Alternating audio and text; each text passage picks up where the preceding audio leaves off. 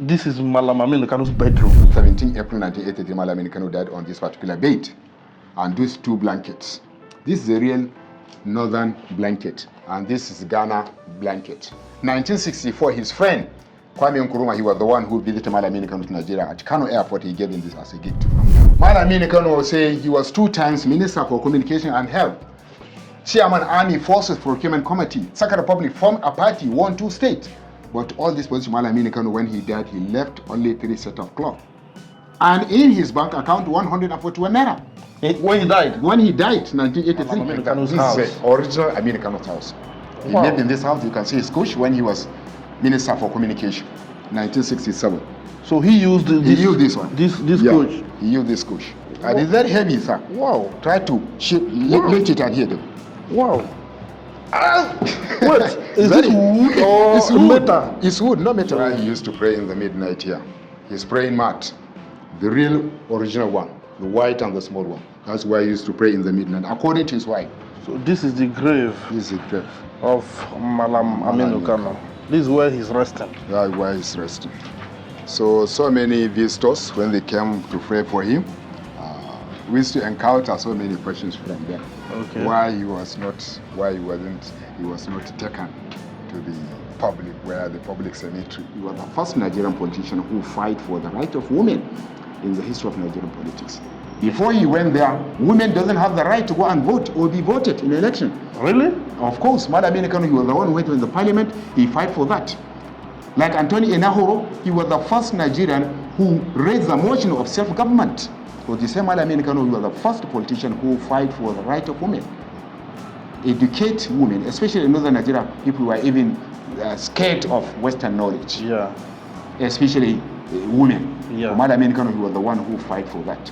And he was the first Nigerian politician who took a female as his running mate. 1983 general election, 70 died. Bola Ogumbo from Oyo State, yeah. Malam Aminu Kano, he was the first Nigerian politician who took a female as his running mate. You find a railway network across the country from 1910 to 1912 when they construct from Baro to Kano. The railway network shows from central to north to southeast. From southeast, southwest, and north is based on their own interest, the British. Yes. From east, they get palm kernel and coal. Yes. From west, cola and cocoa, while from northern Nigeria, groundnut and cotton. All this section upstairs and down was his own personal section. Okay.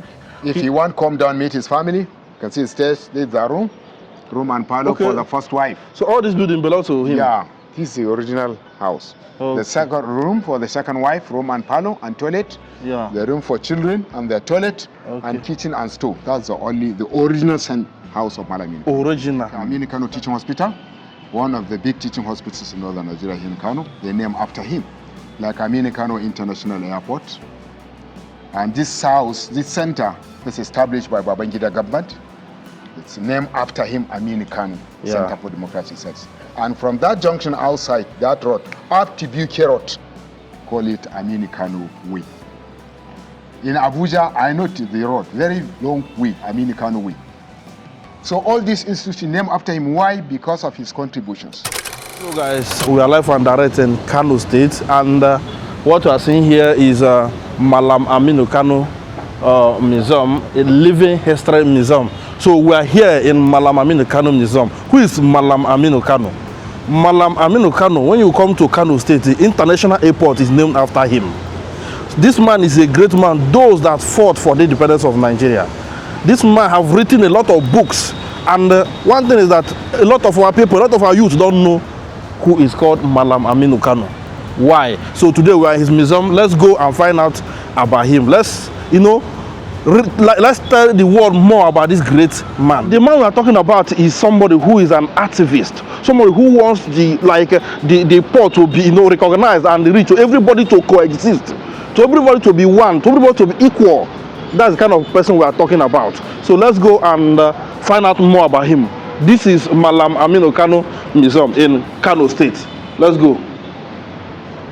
Look at the picture of the great man we are talking about. Before we go, make sure you like this video, comment, share, and please subscribe to our YouTube channel. And if you want to support us more and more, because we need your support to keep going, patronize us, can cover your event, cover your wedding, your traditional marriage, your house opening, your chieftaincy title, any kind of event. We are here for you. New Year Festival, any time for anything at all called event, call us. We'll give you the best. Creative Lottery will be there to make you trend, to document your story, to give you the best of the best, man. That's another way to appreciate us, to thank us, to patronize. That is what we do. A party seeking the emancipation of the Talakawa masses must naturally be hostile to the party of the oppressors. Did you understand what he meant here? Let's go.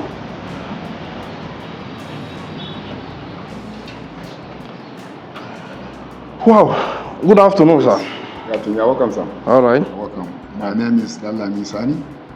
I'm curator of Malam Aminu Kano Living History Museum, the museum under the Center for Democratic Research and Training, which is now Center for Democratic Studies, named after late a political icon in the history of Nigerian politics, Malam Aminu Kano, and the center is under the Bayero University, Kano. Okay. Yes. All right. So we are live and direct at the museum, and we'd like you to tell us about this man called Malam Aminu Kano. Who is he? Good. Because a lot of Gen Z don't know this man. Yeah. Exactly. So Malam Aminu Kano was popularly known as Mallam. Mallam means a teacher. By profession, Malam Aminu Kano was a teacher. He taught for 8 years before he joined politics in 1950. He was a teacher from 1942 to 1950. When NEPU, Northern Element Progressive Union, was formed in 1950, Malam Aminu Kano joined them.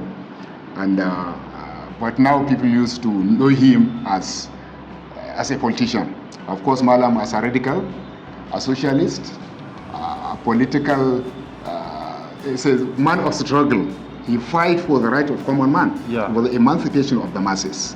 Malam Aminu Kano played a vital role in the struggle for Nigerian independence, for the emancipation, but he was popularly known as fighting against his traditional institutions, how the colonial masters, the European colonial masters used to use traditional institutions to oppress the common man. So Malam Aminu Kano, he fight for that. Mallam, he joined politics, as I said, in 1950, and Northern Element Progressive Union was a strong opposition party in northern Nigeria, which the ruling party was NPC of late Amadu Bello of Sardauna of Sokoto. So Malam Aminu Kano, he joined that politics. Before he joined them, since when he was a teacher, he was at Bauchi, at Maury College, has been a teacher there in 1942. He met late Abubakar Tafawa Balewa, a late one politician, I can say, Mallam Saad Zungur. They formed a union, Bauchi Development Union. By that time, they were challenging the area of Bauchi and the province, the governor of that area, the colonial officers, education officers, all were white men. They were criticizing them on the kind of policies which they are trying to teach in the schools. That is contrary, some of the policies were contrary to our tradition, our religion, and our culture. By that time, the northern government heard about that. They transferred them. They dispersed them. Malam Aminu Kano was sent to Maru in Sokoto to be a teacher there, while Saad Zungur was sent to Lagos College of Technology, Yaba. That the idea is that to snatch Tafawa Balewa into NPC. And at the end, Tafawa Balewa became a prime minister. Even there in Bauchi, in Sokoto, Malam Aminu Kano joined late one Islamic scholar, prominent Islamic scholar, Sheikh Gumi, which is son now in Kaduna. He joined them there. He was even criticizing the policies of Sokoto province. So Malam Aminu Kano, up 1950, he came and joined the 8 people who formed a NEPU. Malam Aminu Kano, honestly speaking, he was not among the 8 founding fathers of NEPU. 8 founding fathers, have 8 in number. They met on 8th of August at house number 8 at 8 a.m. That's what you are saying. Is that 8 times 5? There are 8 people. They met on 8th of August at house number 8 in Sabongari area at 8 a.m. They formed a party, NEPU, Northern Element Progressive Union. Malam Aminu Kano, he was teaching in Sokoto. He heard about that. He came and joined them. They now realize that he's more intelligent.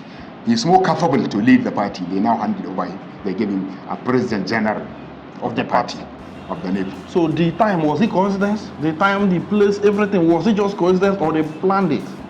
No. That 8 people, 8 o'clock, it was coincidence. The position, it was coincidence. It was coincidence. So he heard about that, he came and joined them. They now gave him the leadership of the party. So the role Malam Aminu Kano played is man of the principle. He's man of the principle. As a philanthropist, as a socialist, as a leader, as a political icon, Malam Aminu Kano, how the common man followed him. They believe in his ideology. They believe he is doing for them. There are so many of his followers, they were jailed over 20 times. Like one prominent Gambosa Waba, leader of the women wing in northern Nigeria, he was jailed over 20 times, 27 times in prison. 27 times. If you have heard that, the one politician in Thoso village, he was campaigning for NEPU. They are following Malam Aminu Kano. That head of village head will now arrest him, take him to the ward head, to the district head, to the emir of Kano. Even from Jigawa region, over 300 kilometers. They tied one man because he campaigned for Malam Aminu Kano, take him to Kano with a rope on his neck. So all the after they shouldn't campaign for Aminu Kano. They shouldn't campaign for him. If the northern government, because traditional rulers were answerable to the colonial masters, okay. and that NPC was answerable to colonial masters. Okay. So, as a political scientist here at the university, we look at the NPC as capitalist party, to be honestly speaking, while NEPU was the socialist party of Malam Aminu Kano. Okay. Socialists and capitalists, even in their policies, because Malam Aminu Kano always trying to fight against tax and what we call haraji and jangali. Haraji is a tax on human being traditional rulers used to collect. If you have 4 children, each child have a hen, a chicken, have chicks, 17. You have a goat. That goat has 17. Each one you must pay tax on them. Your agricultural produce, 10 bags of millet or grain, you must pay tax on each bag. Malam Aminu Kano, this is kind of cruel and oppressive leadership. He fight for that.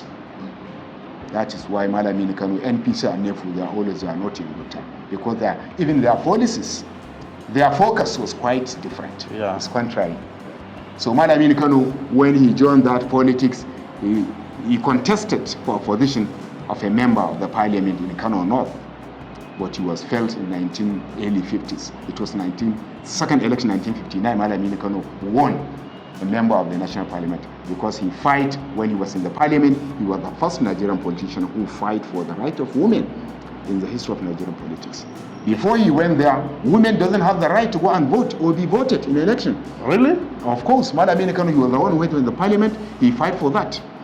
Like Anthony Enahoro, he was the first Nigerian who raised the motion of self-government. But the same Malam Aminu Kano, he was the first politician who fight for the right of women. Educate women, especially in northern Nigeria, people were even scared of Western knowledge. Yeah. Especially women. Yeah. So Malam Aminu Kano, he was the one who fight for that. And he was the first Nigerian politician who took a female as his running mate. 1983 general election, 70 died. Bola Ogumbo from Oyo State, yeah. Malam Aminu Kano, he was the first Nigerian politician who took a female as his running mate. The whole history of Nigerian politics.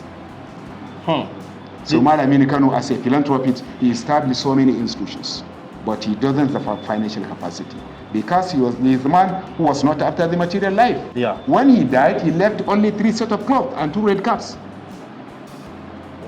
and 141 naira in his bank account, 1983.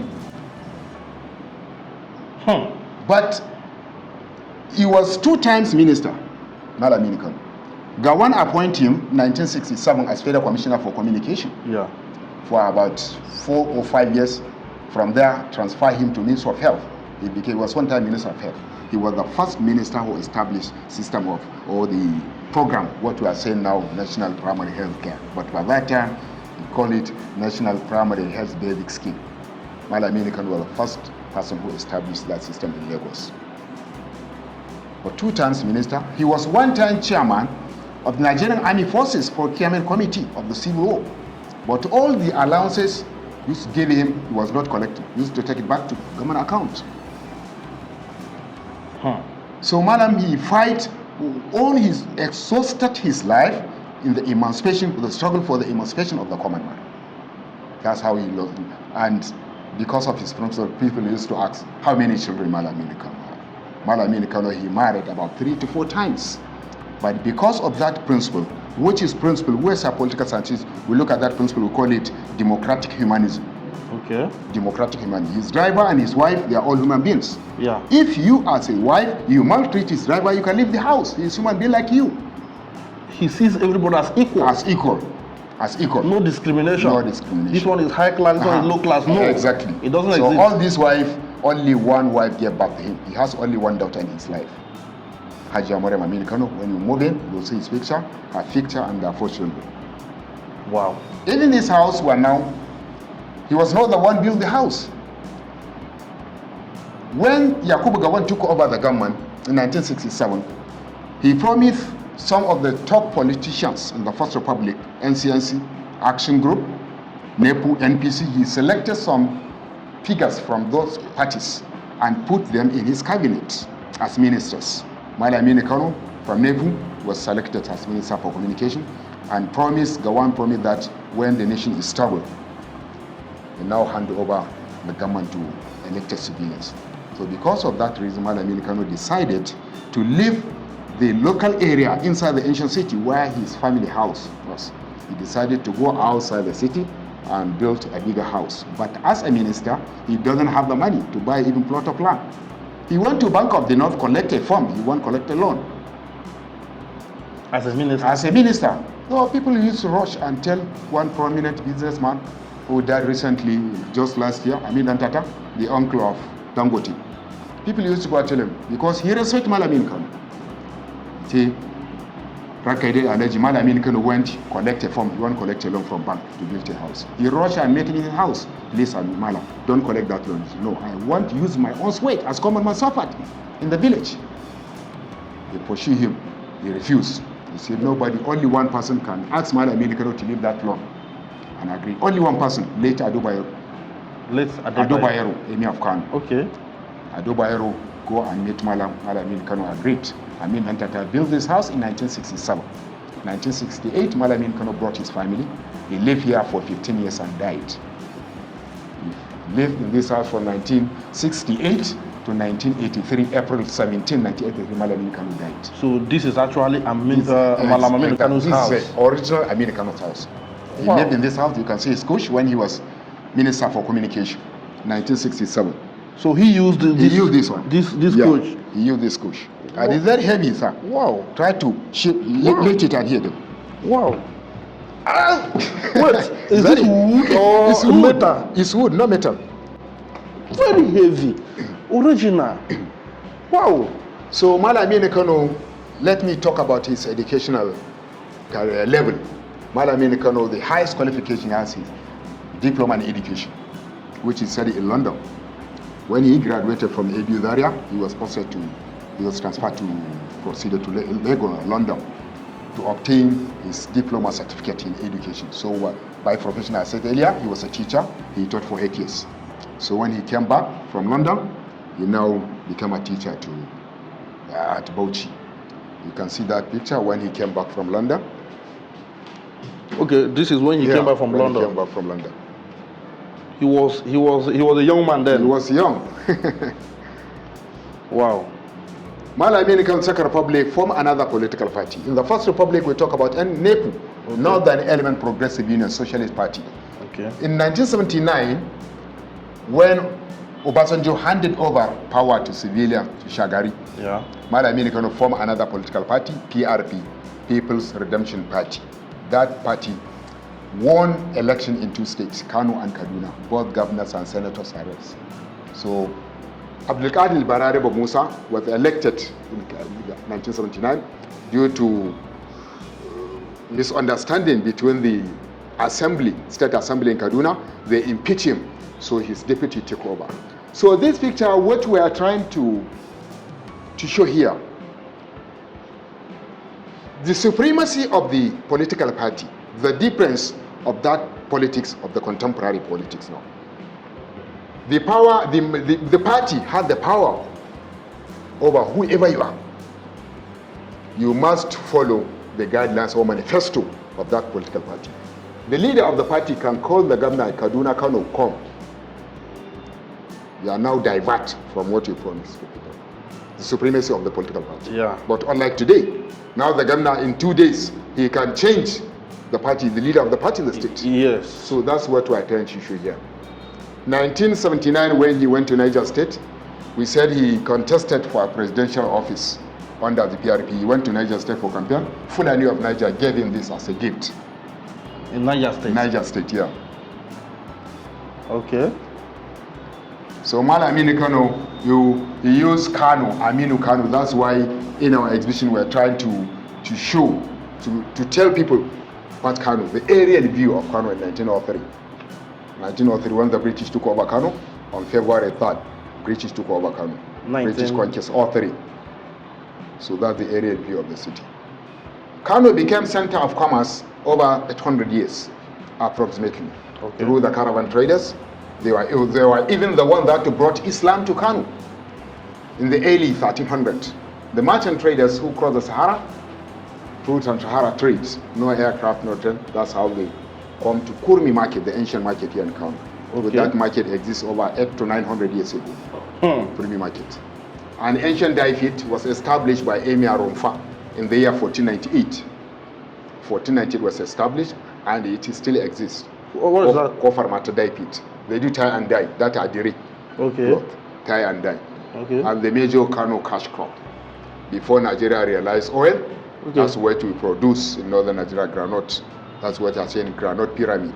They use granite to do pyramid. They arrange all these were bags. Yeah. That's how the British construct rail line, and historians were saying apply ideological warfare. Because by that time, if you find a railway network across the country from 1910 to 1912, when they construct from Baro to Kano, the railway network shows from central to north to southeast. From southeast, southwest, and north is based on their own interest, the British. Yes. From east, they get palm kernel and coal. Yes. From west, cola and cocoa, while from northern Nigeria, groundnut and cotton. They apply that, their policy is ideological warfare.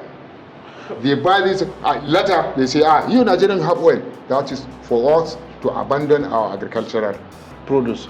That means the railway station they build was for their own purpose. For their own purpose, exactly. For their own benefit. Exactly.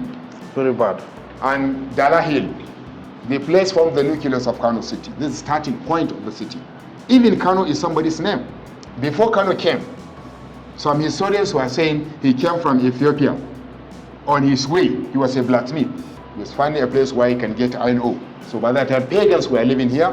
They do their blacksmith, and however you dig 1 to 2 meters close to the hill down, you can easily get iron ore. That's why he cannot settle there.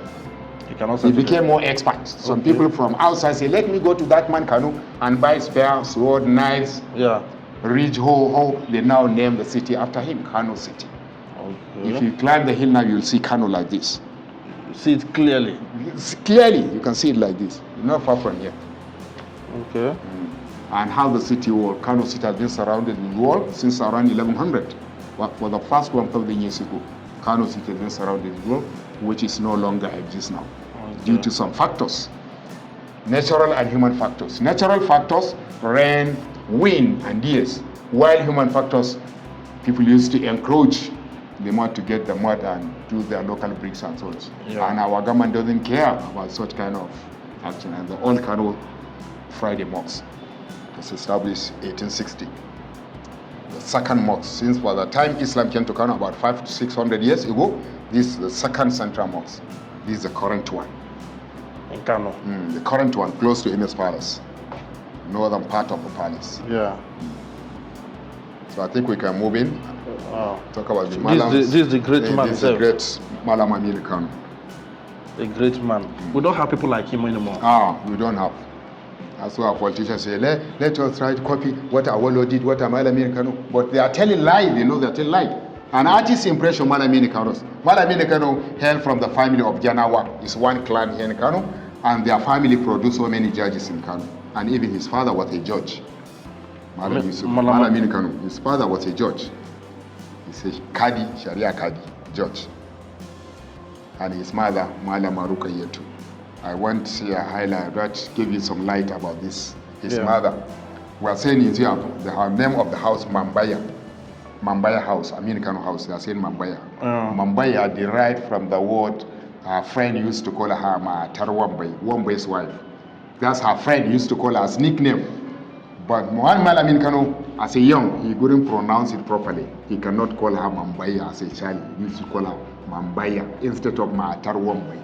That's how they named it. So 1982, Malam Aminu Kano died. 1983, January 16. Bayero University Kano. During the convocation, they honored Aminu Kano with an honorary doctorate degree. On that very day in his address, he named this house after his mother, Mambaya House. Mambaya House. Yes, Mambaya. The name of his mother, Matarwa. Yeah. Schools he attended. He attended elementary school Shahuchi, it's close to Rimi Market. From there, he proceeded to Kano Middle School, which is now Rumfa College. From there to Katsina Teachers College, which later became Barewa in Zaria. Okay.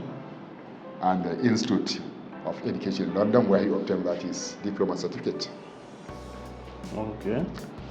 Malam Aminu Kano nuclear family, the wives Malam Aminu Kano married, Hajia Shatu, she died 9 years ago. And Hajia Zahrau, the only wife gave birth to Malam Aminu Kano. She was the only wife gave birth to him. The only wife gave birth to him. Okay. Only one daughter. Okay. Hajia Asmau, he married her in 1942 when he was posted to Bauchi. She died about 8 months ago, 7 to 8 months ago. She was old, yeah. She was old when he died. And the only daughter, Malam Aminu Kano, in his life, Hajia Mariam. And she's still living? She's still alive. You can see her there, and her children, and her husband. Okay. That's his daughter, her husband, and 4 children. Okay. Wow. And the extended family. Okay. So towards the Second Republic, 1978-79, Malam Aminu Kano realized that in the First Republic, most of the followers of NPC in the First Republic were literate, while his followers in the First Republic were not literate, were common men in the villages. And they believed in his own ideology. They sacrificed their life, they followed him. So he said, toward the Second Republic 1979 election, let him try to train some of his close political associates who were not privileged at the early age to attend Western school. Yeah. So he opened this class for adult education. So some were even above 40 years. He gathered them in this room, A, B, C. But some of them, one became a governor here in Kano in 1983 general election, Sabo Bakinzo, under PRP. So, but those people he was teaching was his close political associates. Okay. Who are doing the politics in action, practically without the Western knowledge. So he decided to train them to make them literate how to read and write. Yeah. He gathered them in this room. Some of them there was one a physician now.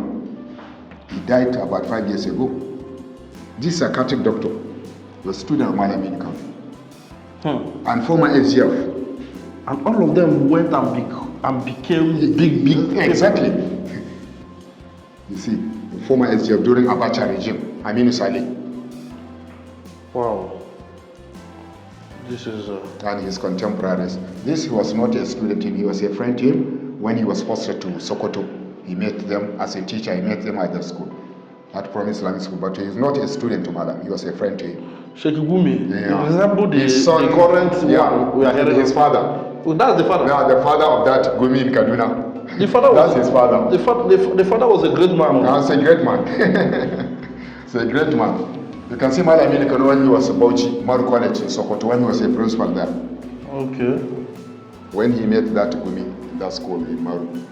Maru is now in Zampara, I think, but by that time was in Sokoto, and he was teaching in this class, in this room. Okay, that's him, yeah? Yeah, that's him. That's teaching in this class? In this particular place. This particular place?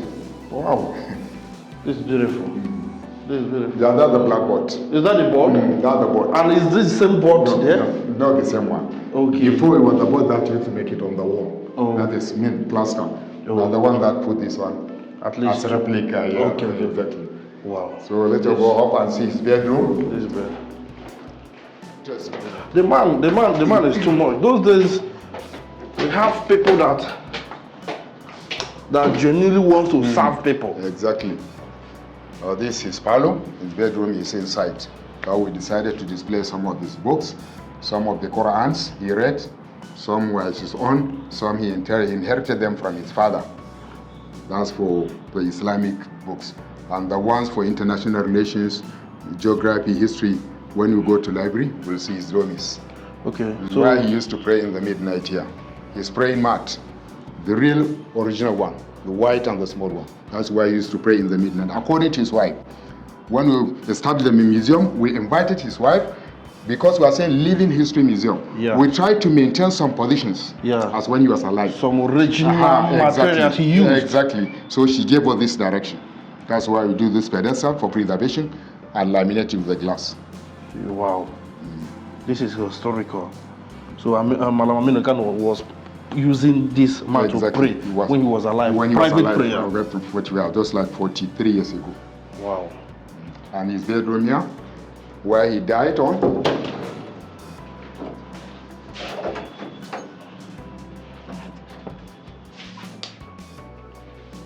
So this is Malam Aminu Kano's bedroom. Malam Aminu Kano, he died in this room and on this particular bed.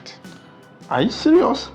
Particular beds, there's these two blankets. So this bed is the original bed.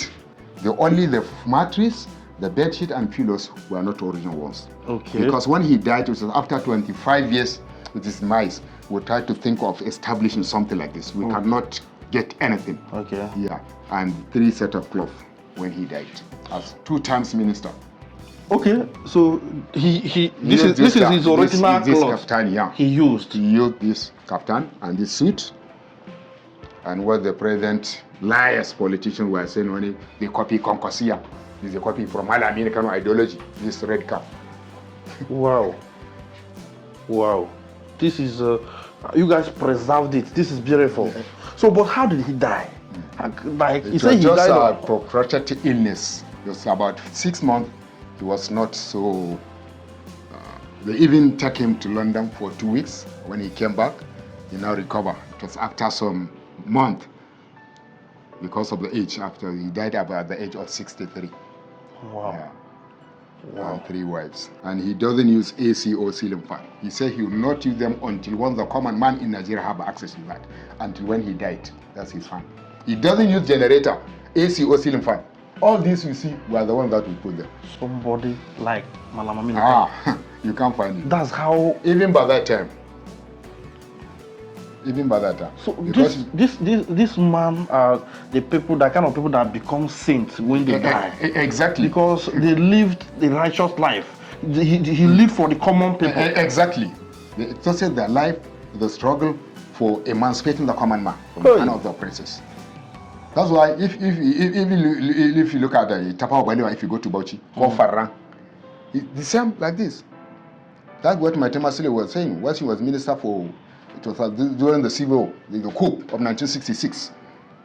He doesn't have the money as minister for petroleum and power. He doesn't have the money to take his family back to Kano. As a minister, my Temasile let Damas and Kano. Even as a minister, he doesn't have the money. In his interview, he mentioned that.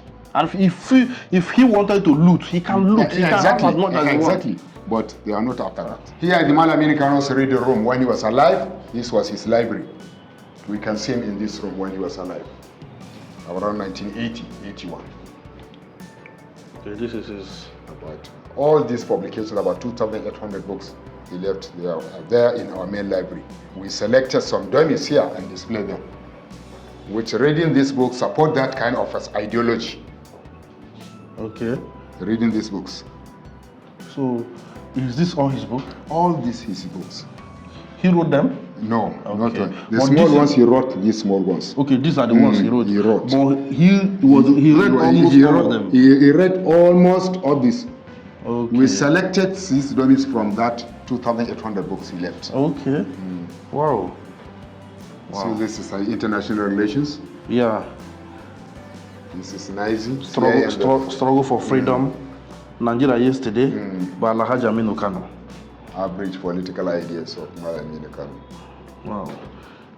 The Nigeria political document. His appointment letter, the original copy by Gawan administration 1967, gave him appointment as Federal Commissioner for Communication. This is the original copy. Original copy. Wow. And his diaries, year by year, Malam Aminu Kano respect time. And he records his daily activities. Yeah, he's an intentional man. Exactly. Everything that happens around him is always detailed. Exactly. Planned. Recorded. Yes, recorded.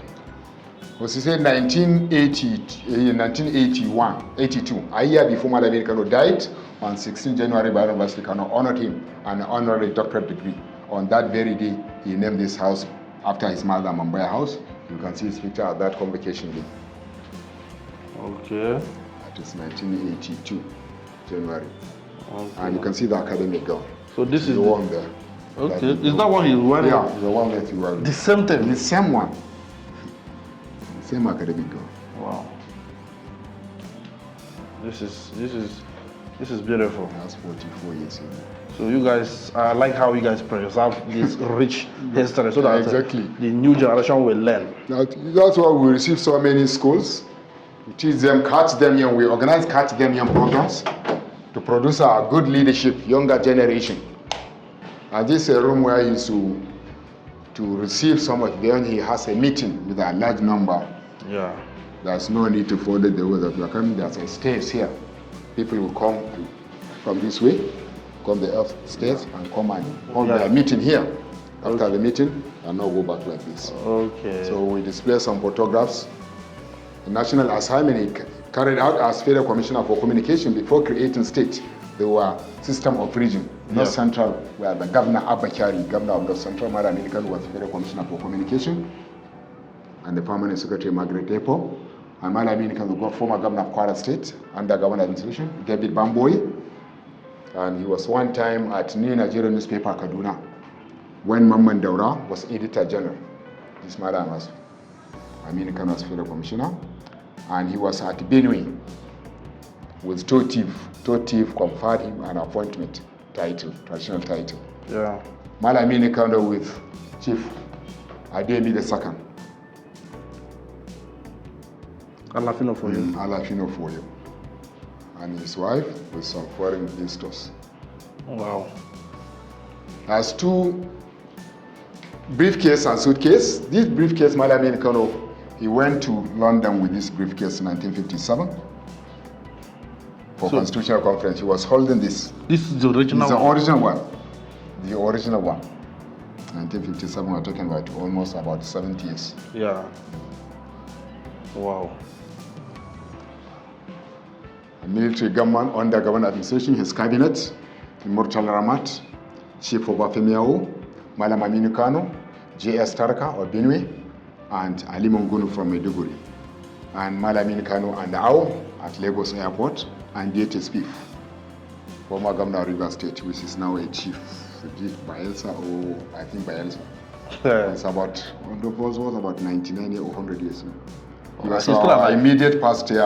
He's still alive? Yeah, he's still alive. And signing some contract with foreign visitors. It was later Malam Aminu Kano was transferred to Minister of Health to be a Minister for Health by that time in Lagos. Okay. Inspected some equipment under communication. As we are talking about post office and telephone lines. So he's the one? That's the Malam, yeah. And he's also here. Here there's no cap because he was not going abroad. Yeah. Mostly they used to wear the cap when they are going outside. The man was a great man. But one thing is that that is how this greatness always comes about. His parents was great. And they give birth to a great child. Exactly. The same way to Nnamdi Azikiwe. Nnamdi Azikiwe's father was a great man and gave birth to Nnamdi Azikiwe. So just like Shekugumi Shekugumi, the father was great. Exactly. And look at the Shekugumi now, warring the whole country. Should I off the light? Yeah, that's what it is. All this section upstairs and down was his own personal section. Okay. If you want to come down meet his family, you can see the stairs, there's the room and parlor for the first wife. So all this building belongs to him? Yeah, this is the original house. Okay. The second room for the second wife, room and parlor and toilet. Yeah. The room for children and their toilet and kitchen and stove. That's the original house of Malam Aminu Kano. Original. It has never been like, it's like they never renovate or nothing. just push anything down. Nothing. We didn't change the structure. The only thing which we changed, the roofing before were cast. Yes. And the windows from here you see some sliding. Yes. Before we are not sliding, we are in louvers that we used to check like this. But So, the structure remained like this. So when he comes, this is his personal space. His personal space. So he comes out like this, he follow like this, go down to his family and meet the family there inside. Okay. This is the original structure, the original house of the Malam Aminu Kano. That's the original Mumbai house. Malam Aminu Kano. Can you name the list of his legacy? Maybe what they named after him. Malam Aminu Kano International Airport is there. So what are other? Well, Malam Aminu Kano, because due to his own contribution to the national development and even promoting democratization process in Nigeria and fight for the right of the common man. Leadership, good leadership by example. That's what they are always trying to. So there are so many institutions. As I say, Malam Aminu Kano as a philanthropist, he was not the man who was not after the material life for gather money. But sometimes he used to start some work, some project which he doesn't have the financial capacity to execute it. But when he starts, he now invites some of his followers. But most of those followers, some of his followers, on the ground, they will assist. Because during the Second Republic, the First Republic, if you are a businessman, maybe you have a company, you are assisting NEPU with even 5 liter or 2 liter of fuel for campaign, the government can revoke the license of your company. So they assist NEPU on the ground. They doesn't show themselves they doesn't show. To avoid no government doing. Exactly. That's okay. So there are cited 2 examples of the institutions he established in that way. Okay. Aminu Kano Community Commercial College is a very big secondary school here in Kano. He was the one who established it. There's one Aminu Kano College of Islamic and Legal Studies. Before it was under Kano State Polytechnic, but now it's an independent school. Aminu Kano College of Islamic and Legal Studies. They are even they have degree programs now, but before were diploma and the NC. Okay. That's like 2. And Islamia system we are saying in northern Nigeria, all the Islamia school for children. Malam Aminu Kano was the one who established, first person who established Islamia school in 1950 in his area, in his local area here in the ancient city of Kano. And so many institutions can cite example like Aminu Kano Teaching Hospital, one of the big teaching hospitals in northern Nigeria here in Kano. They named after him. Like Aminu Kano International Airport. And this center is established by Babangida government. It's named after him, Aminu Kano Center for Democratic Studies. And from that junction outside, that road, up to BUK Road, call it Aminu Kano Way. In Abuja, I know the road, very long way, Aminu Kano Way. So all these institutions named after him. Why? Because of his contributions. Because of his contribution to the national development and human development as a whole. Okay. That's why he's laying. So this is the grave. This is the grave of Malam Aminu Kano. This is where he's resting. That's where he's resting. So many visitors, when they came to pray for him, we used to encounter so many questions from them. Okay. Why he was not taken to the public, where the public cemetery. Yeah. You see, there are so many national figures, not only Malam Aminu Kano, Akian Kano, that's known for Murtala Ramat, in Bauchi, Tapawa Balewa, in Kaduna, Ario House, Sardona, all these national figures. So most of the time they bury them with a separate, they isolated them. Why? Because their followers may even decide to do something like a worshiping them. Yeah. Used to go there all the time and establish this kind, especially we here in Northern Nigeria have so many kind of sect, religious sects, Jamiya, Qadiriya, Izala, Shia, and sort of. Before you know it, it will become gone. They'll become exactly. So that's why you hear the idea of isolating them. A very extremist, those who follow them. Exactly. And if you don't do that, they will.